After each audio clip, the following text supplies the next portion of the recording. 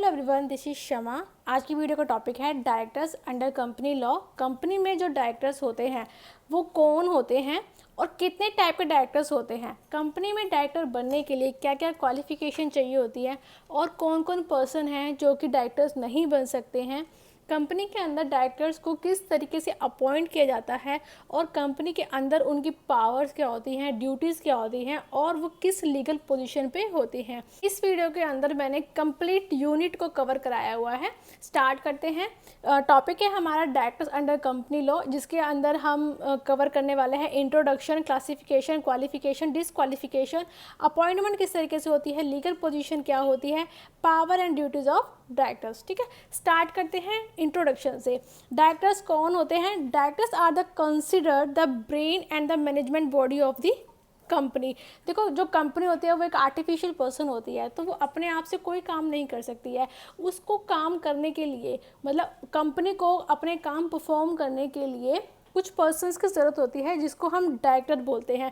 जो डायरेक्टर्स होते हैं वो कंपनी के बिहाफ पे सारे काम करते हैं, सारे डिसीजंस लेते हैं, सारी मैनेजमेंट को संभालते हैं। इसलिए हम डायरेक्टर्स को कंपनी का ब्रेन कहते हैं। They are responsible for controlling, guiding and supervising the operation of company.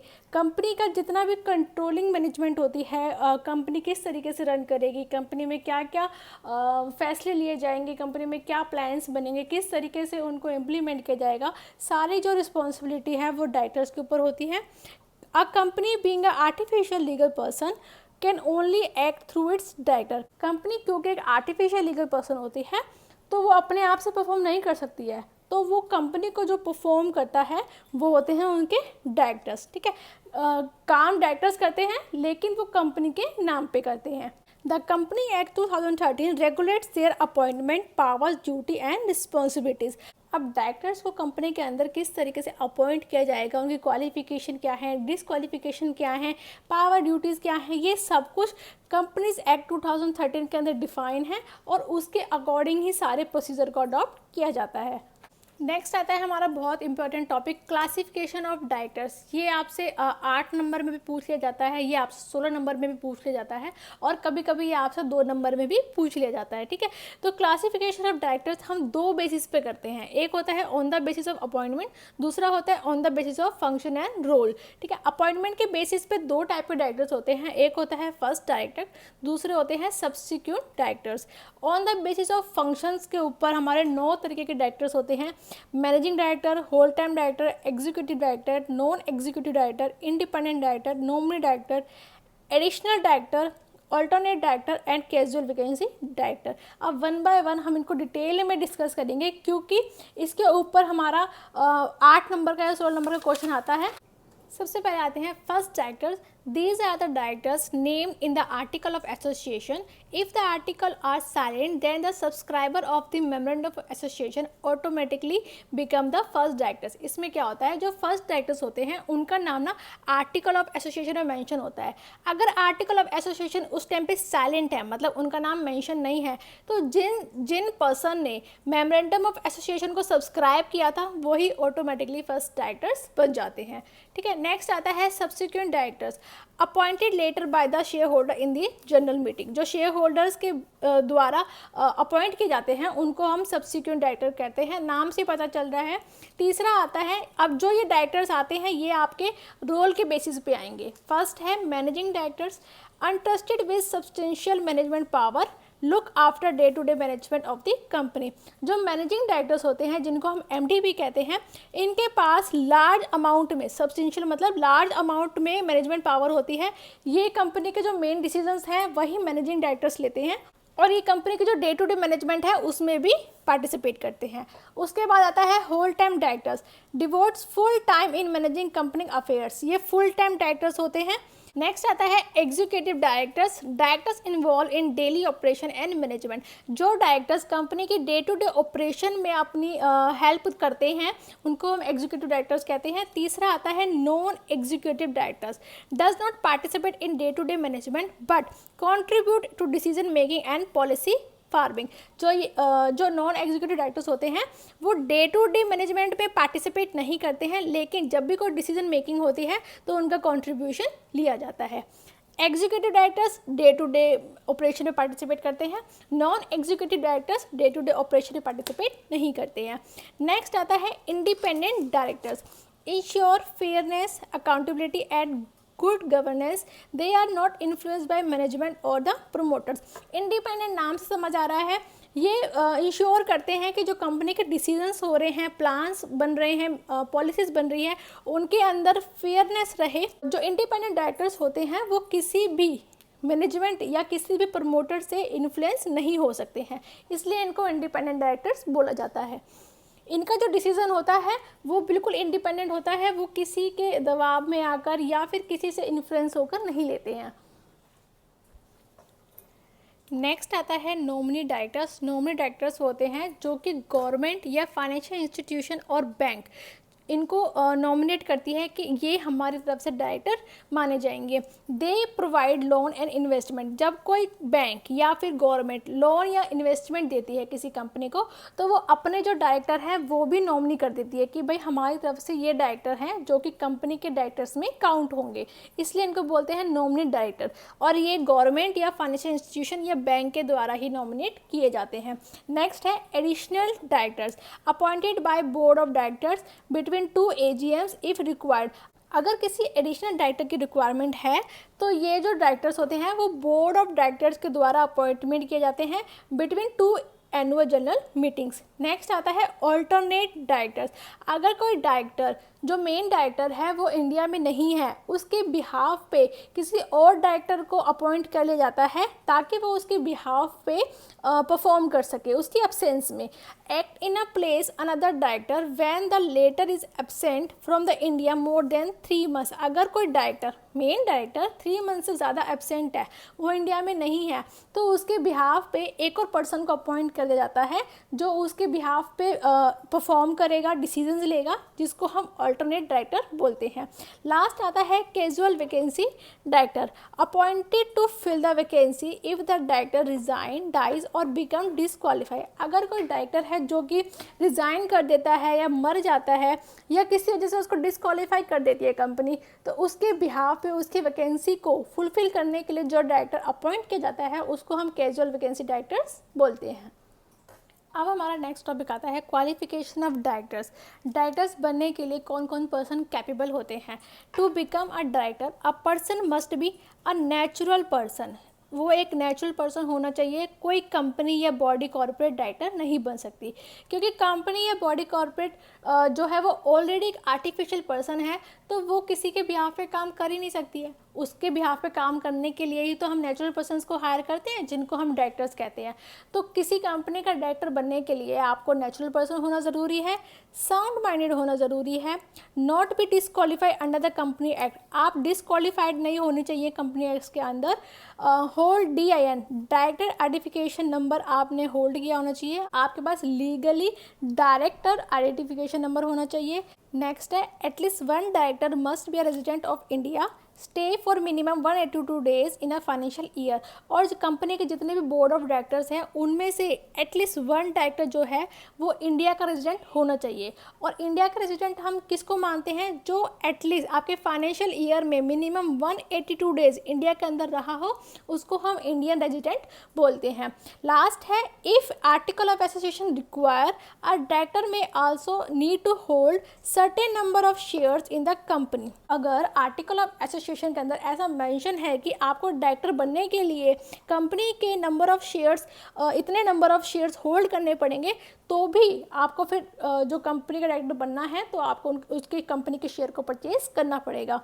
इसको हम बोलते हैं शेयर क्वालिफिकेशन। उसके बाद नेक्स्ट आता है डिसक्वालिफिकेशन ऑफ डायरेक्टर्स। कौन कौन से पर्सन हैं जो कि डायरेक्टर्स नहीं बन सकते हैं। A person can not become a director if person unsound in mind है, ठीक है, तो वो डायरेक्टर नहीं बन सकता है। एंड अनडिस्चार्ज इंसॉल्वेंट, किसी पर्सन को इंसॉल्वेंट डिक्लेयर कर दिया है तो भी वो डायरेक्टर नहीं बन सकता है। Do not possess a valid DIN, अगर कोई पर्सन उसके पास legally valid direct identification number नहीं है तो भी वो डायरेक्टर नहीं बन सकता है।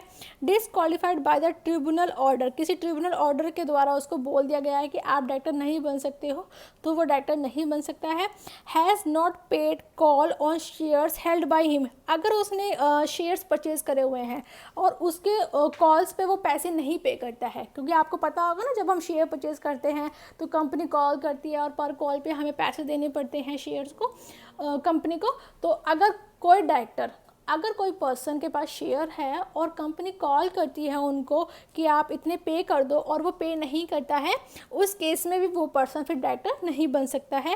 लास्ट है convicted to offence involving imprisonment of 6 month or मोर।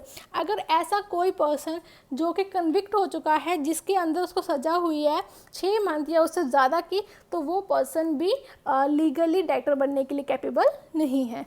तो ये है डायरेक्टर्स की डिस्क्वालिफिकेशन। अगर इसमें से किसी पर्सन के पास एक भी ये डिस्क्वालिफिकेशन है तो वो डायरेक्टर नहीं बन सकता है।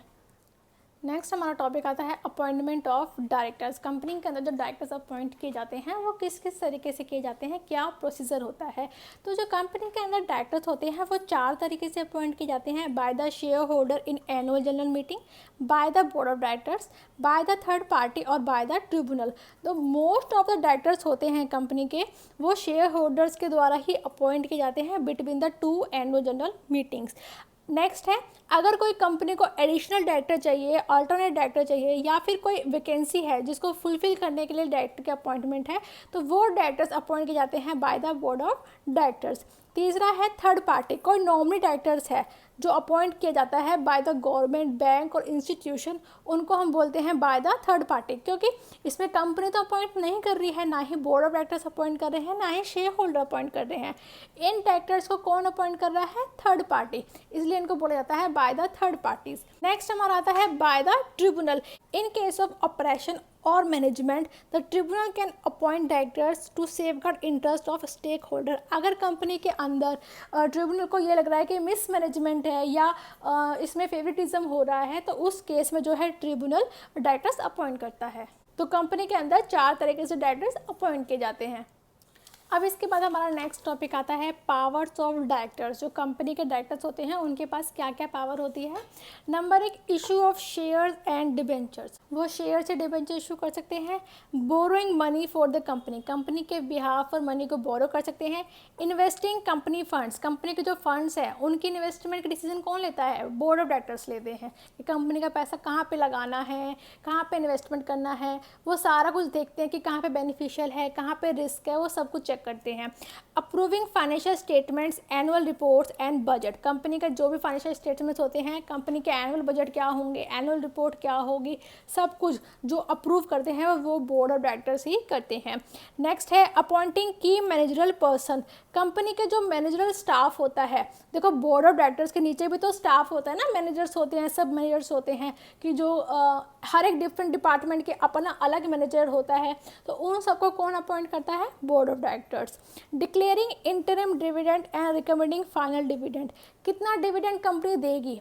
इंटरिम डिविडेंड क्या होगा? मतलब क्वार्टरली अगर कंपनी डिविडेंड देती है या फिर हाफ ईयरली डिविडेंड देती है तो वो डिविडेंड क्या होगा, फाइनल डिविडेंड क्या होगा, ये सब कुछ board of directors he decide करते हैं।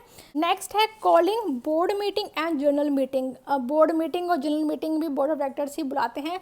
अदर पावर्स लाइक, उनके पास कोई और पावर्स भी होती है, जैसे कि सेलिंग सब्सटेंशियल असेट्स, असेट्स को सेल करने की पावर भी बोर्ड ऑफ डायरेक्टर्स के पास होती है।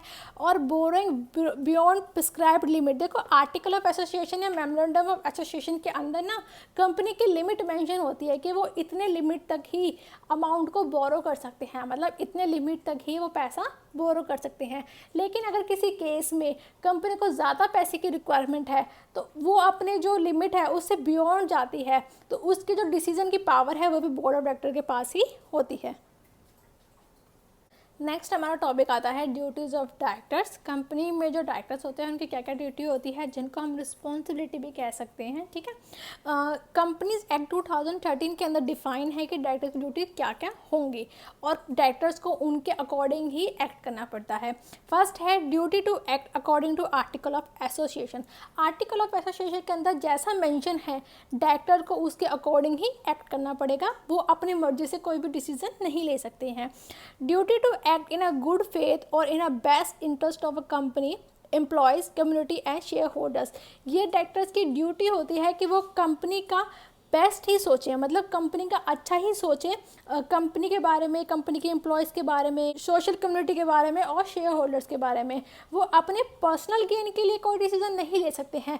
जब भी वो कोई डिसीज़न लेते हैं तो वो कंपनी के बारे में ही सोच के लेते हैं और कंपनी के बेस्ट इंटरेस्ट के लिए ही लेते हैं।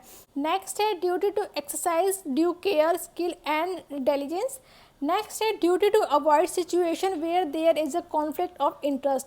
डायरेक्टर्स की ड्यूटी होती है कि वो ऐसी सिचुएशन ना क्रिएट होने दें जिसमें कॉन्फ्लिक्ट हो सके। जैसे मान लो कंपनी की जो मैनेजमेंट है या फिर कंपनी के जो एम्प्लॉयज़ हैं, उन दोनों के बीच में कॉन्फ्लिक्ट्स ना हो। वो इस तरीके से काम करे कि जो काम है वो स्मूथली वर्क करे और कंपनी का जो इंटरेस्ट है वो सेफ रहे। नेक्स्ट है duty not to make any undue personal gain from their position. ये मैंने आपको बता दिया कि डायरेक्टर्स की ड्यूटी होती है कि वो ऐसा कोई भी डिसीजन ना ले जिससे उनको पर्सनल गेन हो और कंपनी को लॉस हो।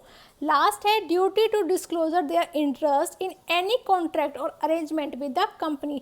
डायरेक्टर्स की ड्यूटी होती है कि वो सारी चीज़ों को डिस्क्लोज करें। अगर वो कंपनी के बिहाफ पे कोई कॉन्ट्रैक्ट में एंटर होते हैं या फिर कोई अरेंजमेंट करते हैं तो वो सारी जो चीज़ें हैं वो कंपनी के अंदर डिस्क्लोज करेंगे, ताकि उसके बारे में शेयर होल्डर्स या अदर डायरेक्टर्स या फिर कंपनी के एम्प्लॉयज़ सबको पता होना चाहिए कि कंपनी में क्या डिसीजन लिया जा रहा है और किस लिए लिया जा रहा है। तो ये सारी ड्यूटीज़ होती हैं डायरेक्टर की। इसके बाद लास्ट हमारा टॉपिक आता है लीगल पोजीशन ऑफ डायरेक्टर्स। जो कंपनी में डायरेक्टर्स होते हैं उनकी क्या लीगल पोजीशन होती है। फर्स्ट है एजेंट्स ऑफ द कंपनी। वो कंपनी के एजेंट्स होते हैं क्योंकि वो कंपनी के बिहाफ पे काम करते हैं। दूसरा है trustees of company property. They safe guard the company property end funds. वो कंपनी की प्रॉपर्टी को सेफ रखते हैं, कंपनी के फंड्स को सेफ रखते हैं, सेफ जगह पे कंपनी के फंड्स को इन्वेस्टमेंट करते हैं ताकि कंपनी को किसी भी तरीके का लॉस ना हो। तीसरा है ऑफिसर्स ऑफ कंपनी, क्योंकि वो कंपनी के बिहाफ पे काम करते हैं और अगर इन केस वो कोई एक ऐसी रिस्पॉन्सिबिलिटी जिसको पूरा नहीं करते हैं जिस वजह से उनको पेनल्टी जिस वजह से कंपनी को पेनल्टी मिल सकती है, तो उस केस में जो वो पेनल्टी है वो भी डायरेक्टर्स को ही लेनी पड़ती है क्योंकि वो कंपनी के बिहाफ पे ही काम करते हैं, इसलिए उनको ऑफिसर्स ऑफ कंपनी बोला जाता है। लास्ट है fiduciary. They are bound by the fiduciary duty to act honestly and in best interest of the company. जो डायरेक्टर्स होते हैं वो कंपनी के साथ लीगल रिलेशनशिप में होते हैं ताकि वो कंपनी के लिए ऑनेस्टी से काम करें और कंपनी के बेस्ट इंटरेस्ट के लिए ही काम करें। तो जो डायरेक्टर हैं वो कंपनी के अंदर 4 लीगल पोजीशन पे होते हैं: agents of the company, trustees of the company's property, officers of the company and fiduciaries. Last आता है हमारा कंक्लूजन। जो भी हमने टॉपिक करा है, जो डायरेक्टर्स के बारे में पढ़ा है, उनके इंट्रोडक्शन पढ़ा है, क्लासिफिकेशन पढ़ा है, उनकी क्वालिफिकेशन डिसक्वालिफिकेशन पढ़ी है, उनकी पावर एंड ड्यूटी पढ़ी है, तो उससे क्या कंक्लूजन निकल के आता है कि जो कंपनीज में डायरेक्टर्स होते हैं उनकी क्या पोजीशन होती है, क्या इंपॉर्टेंस होती है, क्या वैल्यू होती है, किस लिए डायरेक्टर को अपॉइंट किया जाता है। ठीक है, तो इसको हम लास्ट में कंक्लूजन में ज़रूर डिफाइन करते हैं। Directors are the key managerial personnel who ensure the smooth running, compliance and governance of the company. जो डायरेक्टर्स होते हैं जिनको हमने ब्रेन ऑफ द कंपनी बोला है, वो कंपनी के ऐसे मैनेजर्स होते हैं, ऐसा स्टाफ होता है जो कि कंपनी को रन करने का काम करते हैं, कंपनी सारी रिस्पॉन्सिबिलिटीज़ को पूरा करे, इसका सारी कंप्लाइंस को पूरा करे, इसका भी ध्यान रखते हैं और कंपनी अच्छे से काम करें इसका भी ध्यान रखते हैं। नेक्स्ट है their appointment, qualification, power, duty, responsibility are strictly regulated by the law to protect the interest of shareholder and stakeholder. अब बोर्ड ऑफ डायरेक्टर्स किस तरीके से अपॉइंट किए जाएंगे, उनकी पावर ड्यूटी क्या होगी, ये मैंने आपको सब कुछ बताया हुआ है, कंपनीज एक्ट 2013 के अंदर डिफाइन है। तो डायरेक्टर्स को उसके अकॉर्डिंग ही एक्ट करना पड़ता है और ये अच्छी बात है। ये इसलिए बनाया गया है ताकि जो डायरेक्टर्स हैं वो अपना पर्सनल गेन के लिए कोई काम ना कर पाएँ जिससे कि शेयर होल्डर या स्टेक होल्डर्स को कोई लॉस हो। इसलिए उनके जितने भी सारे फंक्शन है ना, वो कंपनी 2013 जो एक्ट है उसके अकॉर्डिंग ही रेगुलेट किए जाते हैं। तो यहाँ पे जो हमारा टॉपिक है वो ख़त्म होता है। आई होप आपको ये समझ आया होगा। स्टिल आपको कोई डाउट है तो आप मुझसे कमेंट करके पूछ सकते हैं, मैं आपको क्लियर कर दूँगी। वीडियो अच्छी लगे तो इसको लाइक ज़रूर करना, साथ में चैनल को सब्सक्राइब ज़रूर करना। Thank you for watching.